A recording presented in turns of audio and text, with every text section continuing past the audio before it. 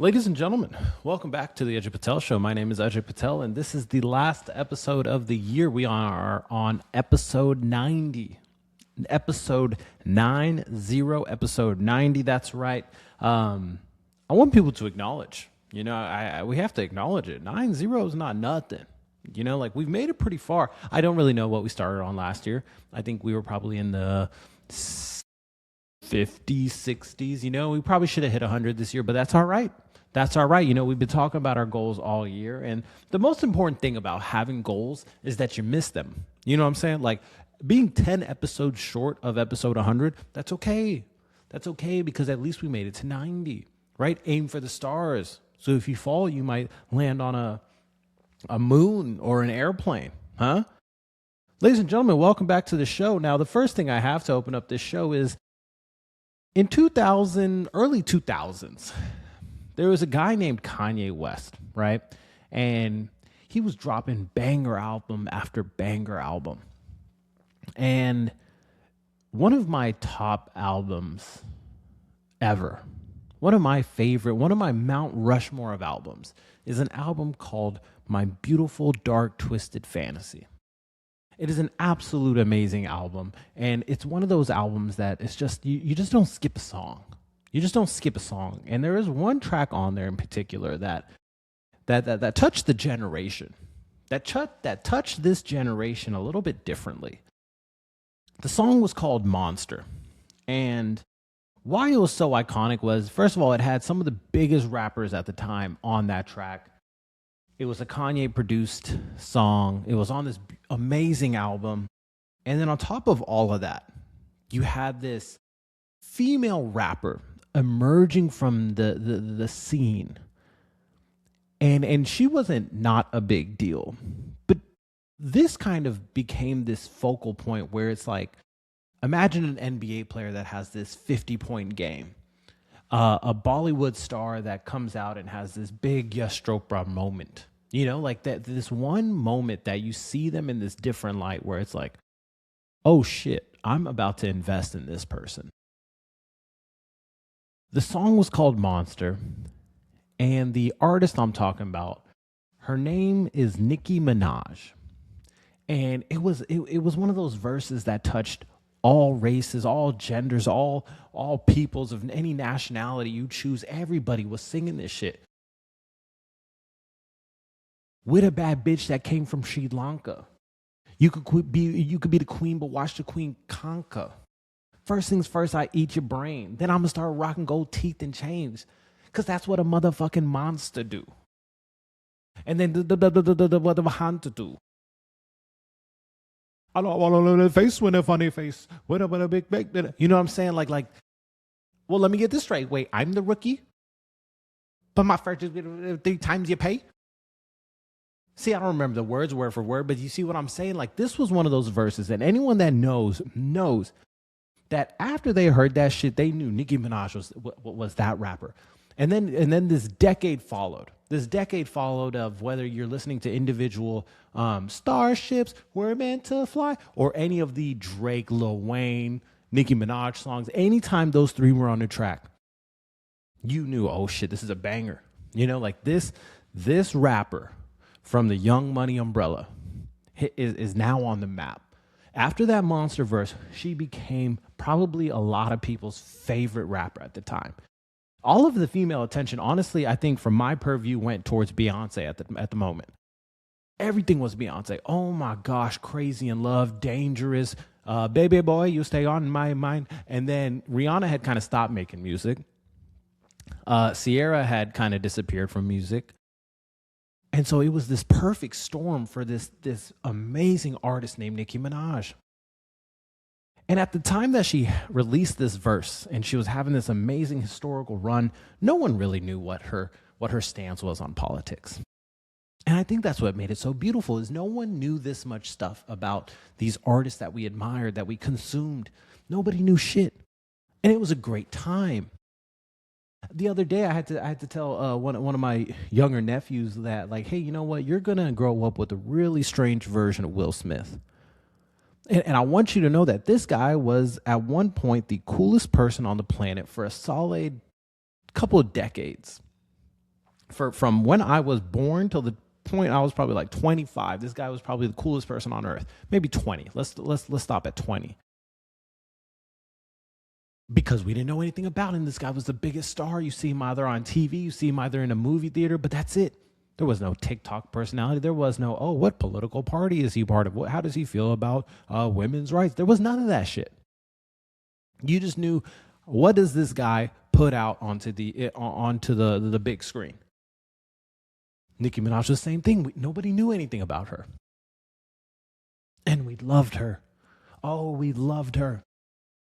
Now, she's starting to feel the heat. She's starting to feel the heat.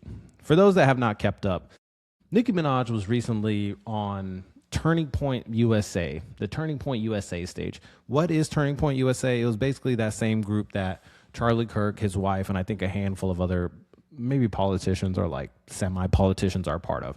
And it's just, it's just their way of recruiting people for whatever political party. I'm sure that right now they might be right-leaning, but in a couple years they could just switch over to the left. You know what I'm saying? They're just one of those like factions. And if I'm incorrect about that, who cares? That's not the point of this story. Nicki Minaj, she came out probably a couple months ago and she gave, like a statement, and people were killing her for it, where it's like, oh my gosh, how could she have this opinion that's so short-sighted? She doesn't know what she's talking about. And so like any strong artist, maybe a little bit outspoken at times, she doubled down. She doubled down and she went back up there, sitting down with Charlie Kirk's wife. The guy that was shot in the neck this year. Well, as we talk about some of the biggest moments for 2025, the guy that was shot in the neck and everybody saw on their iPhone and they started showing people in the office, that guy, his wife interviewing Nicki Minaj. And Nicki was saying some wild shit. She was saying some stuff that basically, what I'm saying? That'll get you canceled. And I think one of the biggest things, now there was a lot of opinions that I was like, okay, yeah, that makes sense. Cool. Like I get it. But when you have a certain fan base and you're making certain statements that go against that cloth, then you have to be ready for the repercussions. And maybe she was, but what the biggest unfortunate piece of it is that it's like, this is how you made it. This is the people that were behind you, that supported you, that loved you, that would go to these concerts, buy merch, buy Spaceship album, whatever the albums were called. And now to come out and, you had this persona, we were supporting you, we loved you. And then you come out and you basically say, the decisions I made were incorrect in life, whether it's I chose to be a different gender, whether I chose to like a different sex. This is the dilemma of this all. In summary, from what I took away from what people were offended at was when she said, hey, if you're born a girl, it's okay to be a girl. If you're born a boy, it's okay to be a boy. Now, from my understanding, the queer community of this all, and what I didn't realize is if you go to any honestly big female artist in general, there's a large queer community across all of them. From the few artists that I've been to, whether it's Beyonce, Billie Eilish, Nicki Minaj, the queer community's out there. And it's pretty cool to see because you don't really see them on a day-to-day, right? And it's also not like you're like looking for them like, hey, can I find any today, right? They look like normal people. They are normal people. But you just wouldn't see it until you go to one of these concerts and you say, oh shit. Okay, like this is their artist. You don't see the same thing when you go to a Kanye concert. You don't see the same thing when you go to a Jay-Z concert because probably, a lot of times, whether it's the lyrics, the person's persona, the person's attitude, the person's demeanor, the person who they are just as a person, they don't really vibe with. Now, I'm not saying, it's so binary, right? Oh, queer people don't listen to Kanye. No. But there's a bigger community behind some of these artists like Nicki Minaj, Beyonce, Billie Eilish, I don't know, Ariana Grande, perfect example. Taylor Swift, probably, let's be real. Nicki Minaj basically turned her back on these people. And now she's facing this massive level of scrutiny. And I guess, it's just measured by how many Instagram followers you lose within a 24-hour span. Now, I get it. I get it, right? Do I think it's wrong that Nicki Minaj is going up there and giving her opinions? Yes. Yes, I fucking do. I've been saying this forever and ever. We have to separate the art from the artist, right? So if we consume your art, it should be great. We love it. Wow, you know what? It's not crazy to say, oh, you know, R. Kelly made some historical bangers. P. Diddy was part of some historical bangers. Whether however you feel about Chris Brown, y'all know I'm a Chris Brown fan. Oh, Chris Brown made some historical bangers, but you still not agree with who the person is, right? The Bill Cosby Show was probably a top 10 show ever. His career is probably a top 10 black actor's career ever. But at the same time, yo, that man was nasty. And I would never want to be in the same room. I would never want a lady friend of mine to be in the same room as that dude ever in my life. It's one thing to be acknowledging the greatness of the art while still talking down on the artist. Now, I understand some people don't like to make that distinction. It is what it is. I'm just telling you my opinion. But what we've also just haven't done in a while, or sorry, not haven't done in a while, but my opinion is that we need to enforce is that we need to make sure there's no nastiness going on, right? I want a baseline with that. No nastiness. But also, shut up. Shut the hell up.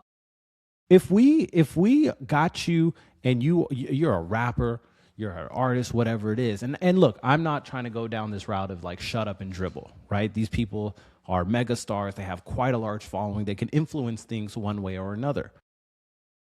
But honestly, can they? Now that I say that out loud, you think about all the Kamala Harris stuff that happened and all the celebrities that were behind it, and it didn't make a shift of difference, right? At the end of the day, people are going to trust themselves.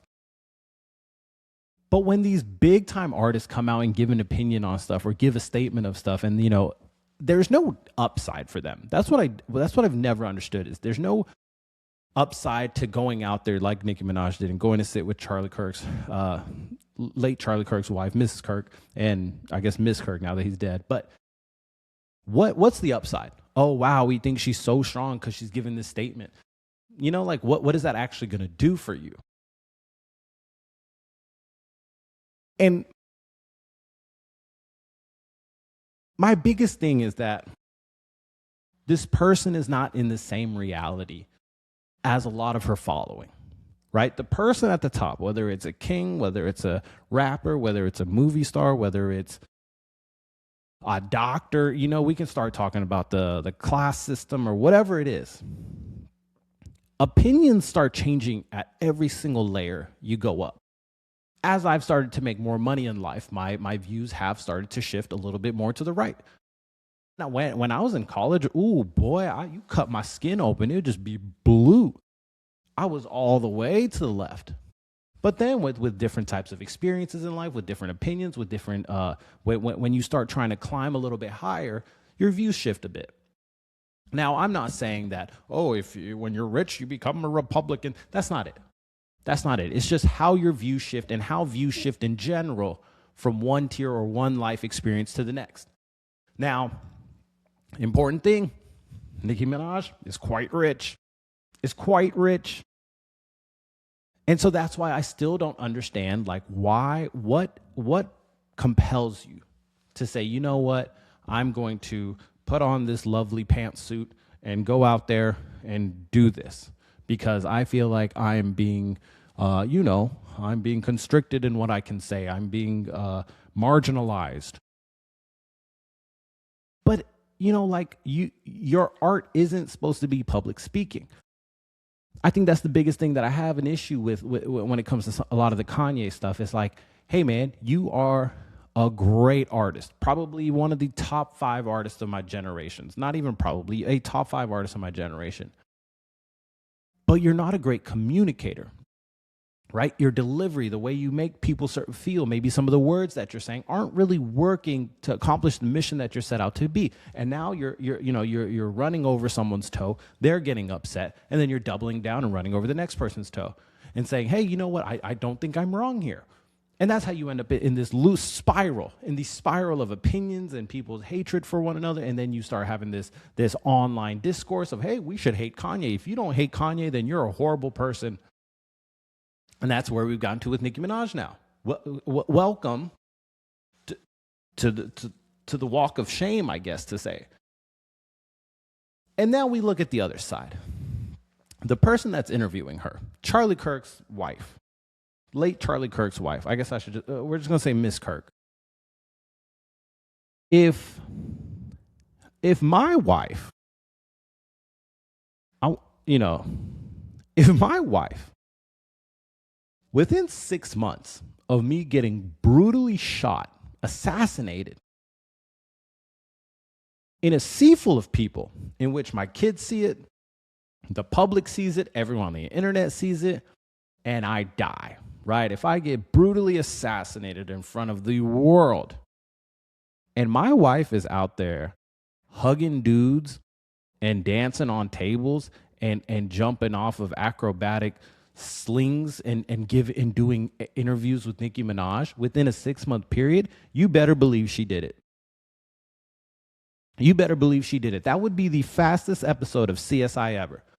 That would be the fastest episode of CSI ever. They would see me get shot in the neck. They would see her dancing on the stage. They would say, hey, yeah, it was her. It was her. You know what I'm saying? Like, if I've lost grandparents in different countries that I didn't even talk to anymore, and I was more quiet than that. Like, what happened to like being sad? You know, what happened to condolences? What happened to someone passing away and then you're like, oh shit, you know what? You know, like in a lot of Indian traditions, I don't know about a lot of other cultures when it comes to death, but you're supposed to like put things on pause. You're supposed to put things on pause. One time my family went to a sweet 16 for my dad's friend, raging alcoholic. He had a heart attack. We all showed up back from Buffalo Wild Wings. We showed up at this person's house. There's an ambulance outside. Oh shit, you know, like, we might have to put the birthday party on hold tomorrow. This guy might die in the hospital. The guy ended up being all right. We had the big birthday party. He was drinking there, and it's like, all right, you know, I guess everything's normal again. But what happened to putting things on pause? What happened to actually feeling some type of remorse for something, or not remorse, I guess. What's the word I'm looking for when you're like thinking of someone in the afterlife? Whatever that word is, that.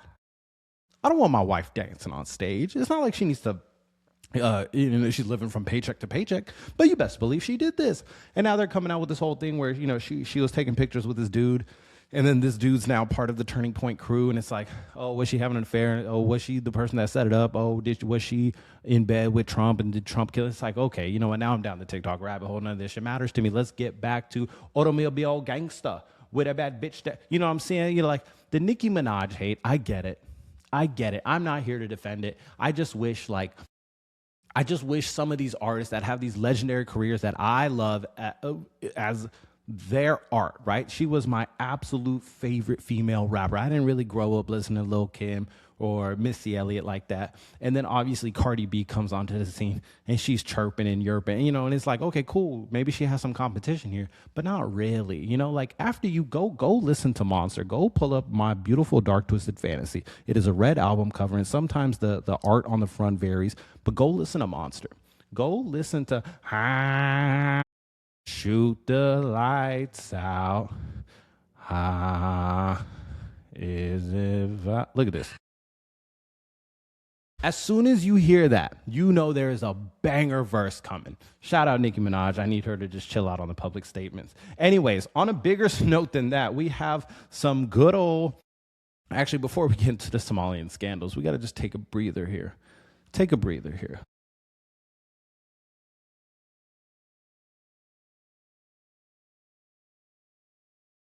A quick wrap up of 2025. You know, this is our last episode of the year. I'm recording this on December 30th to release on the 31st. I got some people coming into town. We're awaiting our scheduled induction in a few days' time. You know, life's going to get very interesting, but I wanted to take a moment to at least reflect on what 2005 was. What 2005 was to me, I guess my now family. It started off pretty wild, right? January, February, I had just started this new job and I'm in the midst of wedding planning, and you start realizing like, okay, you know what? I can't really do one thing while doing the other thing. I can either put a lot of effort into work, or I can put a lot of effort into wedding planning, or, at least specific days. You get to the wedding stage. You're flying back and forth for some people's birthdays and stuff like that. Maybe you're doing a visit home. Wedding in March. I got married in March. An absolute, just a good time. A good time. It's not like I was always imagining my wedding growing up, but you get to at least be this reason people come together. It's obviously probably one of the biggest purchases you're going to make in your life is how much you spent on that thing, how much your family spends on that thing.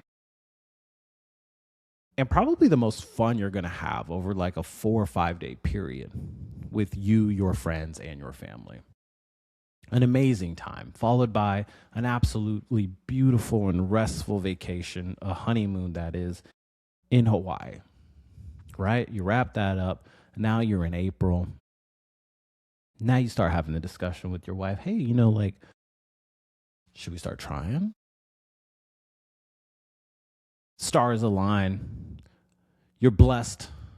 You get you get this pregnancy that not that you didn't wish for, but still catches you off guard, catches you on your back foot, and you start realizing, oh shit, this is life now.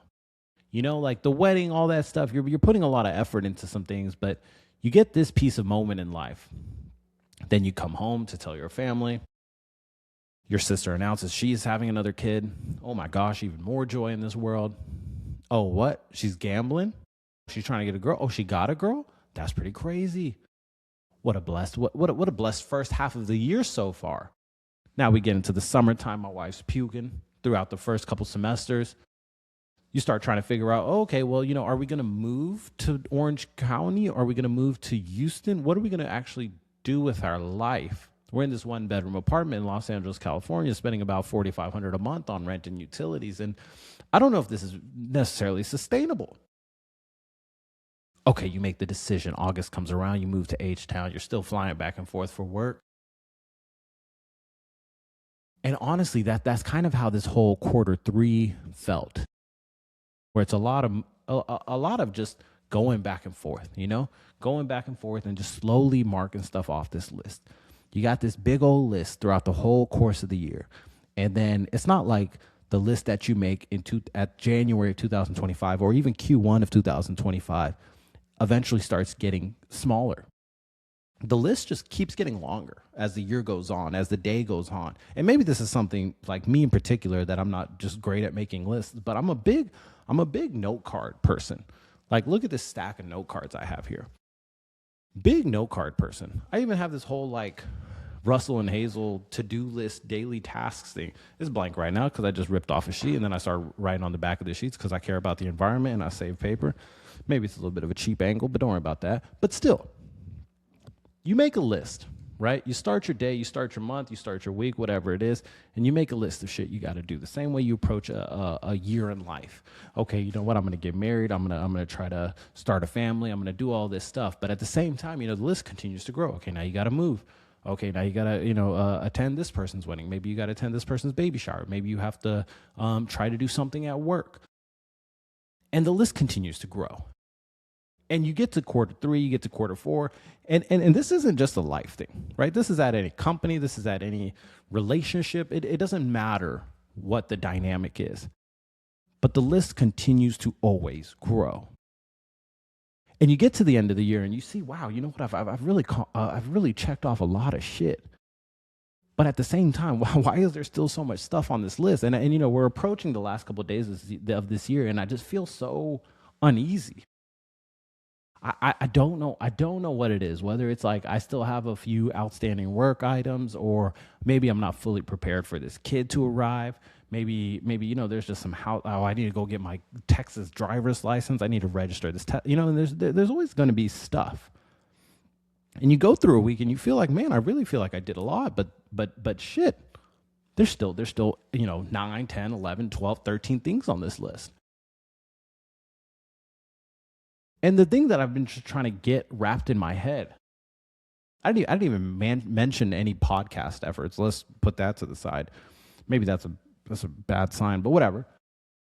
I've told y'all we're gonna put more effort into this. We're gonna get this thing running, huh? All I had to say was there's a holiday giveaway, and I got 8 subscribers, huh? I think that's always the trick, right? Just give away free shit. But the point is that the list only continues to grow.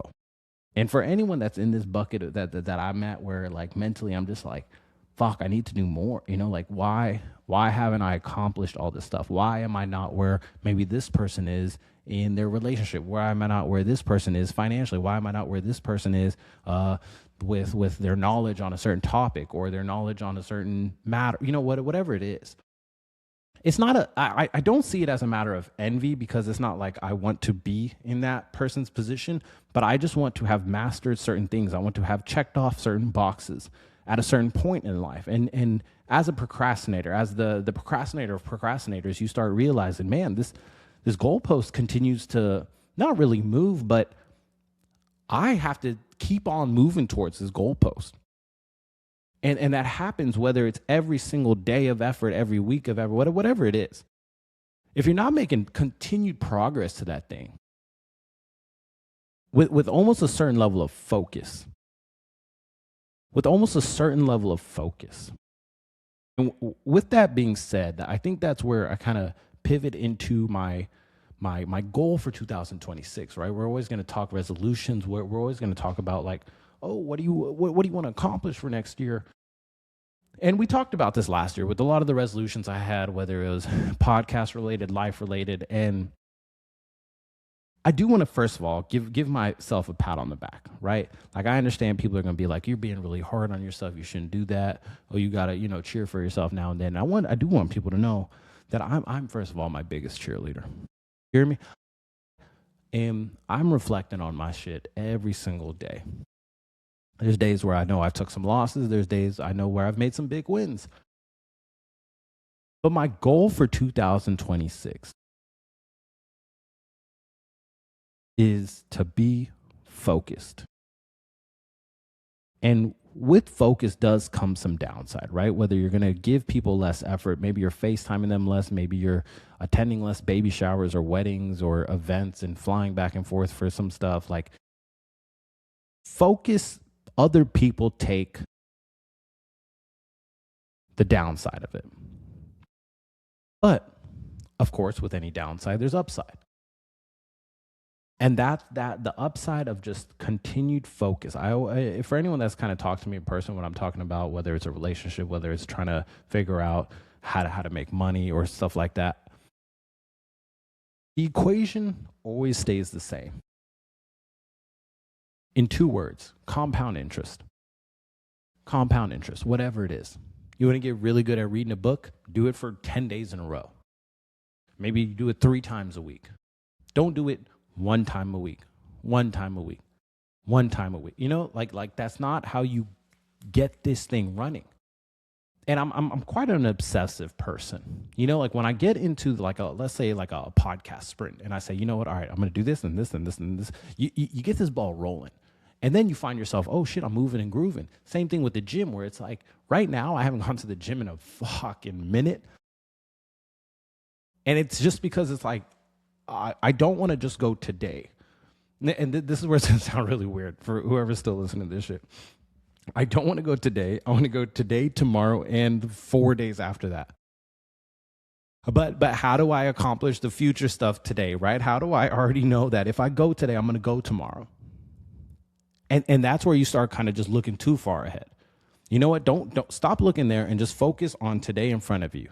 Just focus on trying to touch your toes today. And you may get all the way to your knees.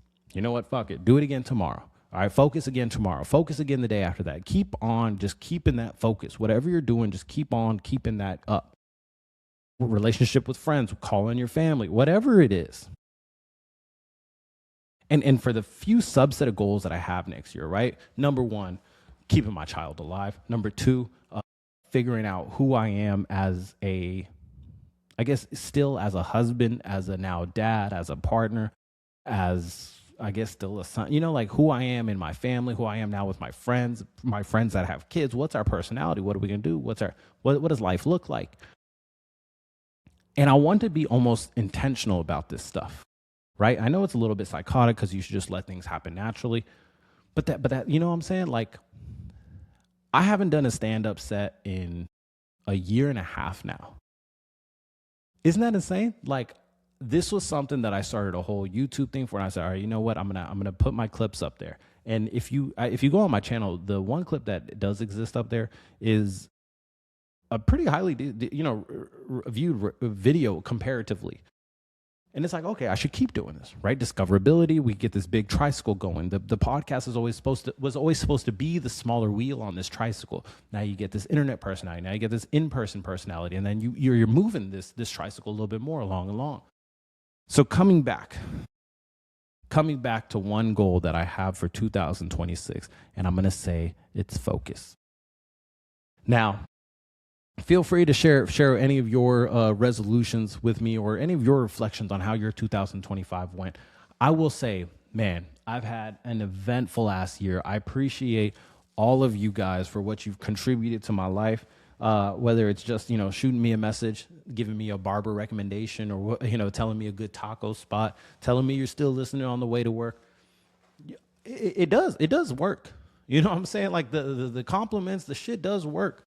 So go out there, compliment someone random, and you have no idea what effect that might have.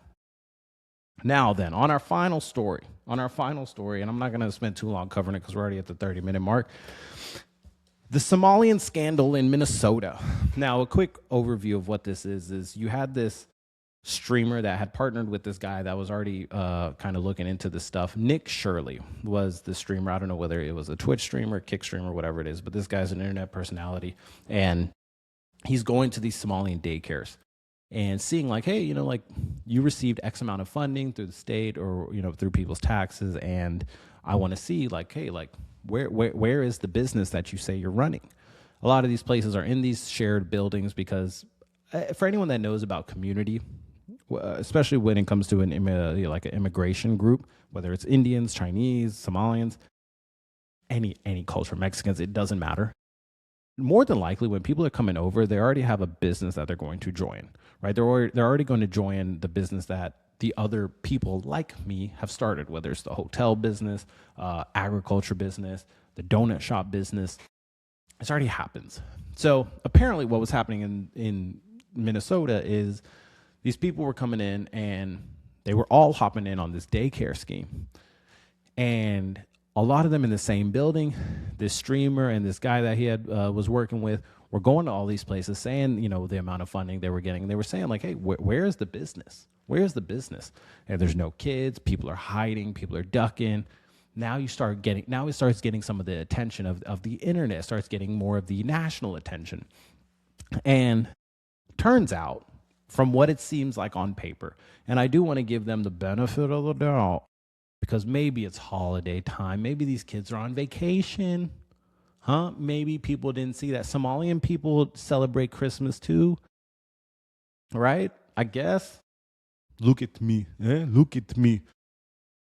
But the point is that you have this massive scandal going on.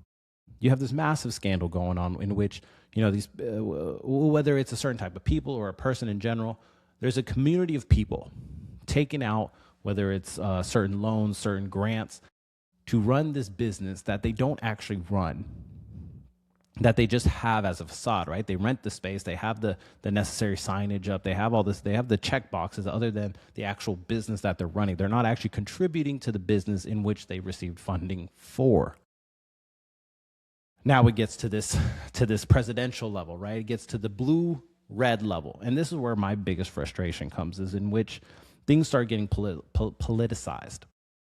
I was a big fan of the whole Department of Government Efficiency, better known as DOGE, because I've said it on this podcast, I am not in doubt that there is significant government waste happening, government spending fraud happening. Now, I'm not saying we should be laying off people that work at, in the airplane towers and traffic control or teachers, whatnot. But where is the fraud happening in which people are taking money and not fulfilling on their promise of which that money is for? Fraud.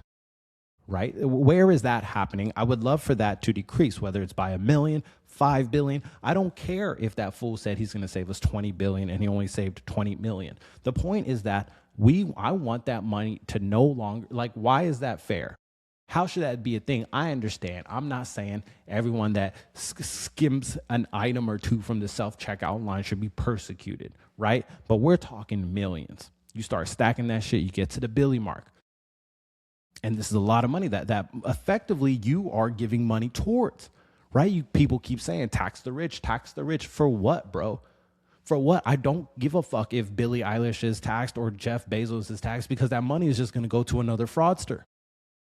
I enjoy Amazon. I don't really care for much stuff that homeboy is doing over here in the office. You know what I'm saying? Like, what is Greg Abbott gonna do for me?